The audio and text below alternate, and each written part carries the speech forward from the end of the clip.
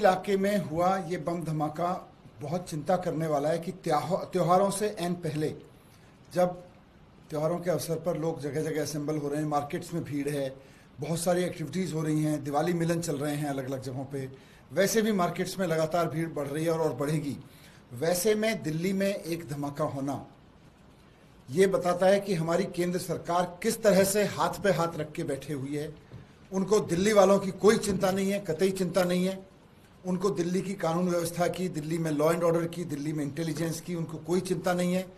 पूरी तरह से ये केंद्र सरकार का फेलियर है, ये बताता है आज का ये धमाका। दिल्ली के लोगों की चिंता का विषय यह है कि आज जब ये ब्लास्ट हुआ और उस समय जिस समय टीवी पर ये न्यूज़ देख रहे थे लोग, सोशल मीडिया पे लोग देख रहे थे कि अभी अभी ब्लास्ट हुआ है, उसी समय लोग अखबारों में कल की खबर भी पढ़ रहे थे कि कल शाम भी दिल्ली में खुलेआम फायरिंग हुई है और एक गोली नहीं चली है, 60 राउंड फायरिंग हुई है वेलकम इलाके में, वेलकम कॉलोनी में। वहां पे एक लड़की घायल भी हुई है। मतलब ये हो क्या रहा है? कहीं से कोई आके दिल्ली में ब्लास्ट कर जा रहा है, कहीं से कोई गैंगस्टर आके खुलेआम हवाई फायरिंग करके चला जा रहा है, 60 राउंड फायरिंग करके चला जा रहा है। किसी गैंगस्टर को कोई डर नहीं है, किसी बम प्लांट करने वालों को कोई डर नहीं है। ये हो क्या रहा है दिल्ली भाई? और ये आज और कल की घटनाएं होती तो भी बड़ी चीज थी कि चलो ठीक है, वन ऑफ इंसिडेंट है, लॉ एंड ऑर्डर की कोई चूक हुई हो सकती है, कोई एक चूक मान सकते हैं।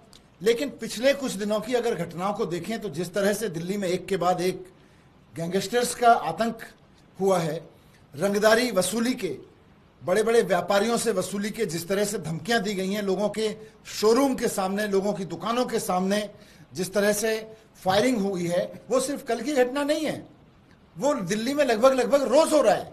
ये चल क्या रहा है दिल्ली में? केंद्र सरकार को जरा अंदाजा भी है कि उसके जिम्मे क्या है? भारतीय जनता पार्टी को जरा भी आभास है कि दिल्ली के लोगों ने उसको लॉ एंड ऑर्डर की जिम्मेदारी दी हुई है? दिल्ली की लॉ एंड ऑर्डर की जिम्मेदारी भारतीय जनता पार्टी की है। दिल्ली पुलिस भारतीय जनता पार्टी के हाथ में है।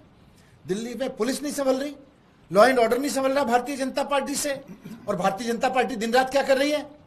दिन रात भारतीय जनता पार्टी केवल और केवल दिल्ली के लोगों के काम रोकने पे लगी हुई है। केवल और केवल इसमें लगी हुई है कि अरविंद केजरीवाल जी ने फ्री बिजली जो कर रखी है, इसको कैसे रोक दिया जाए।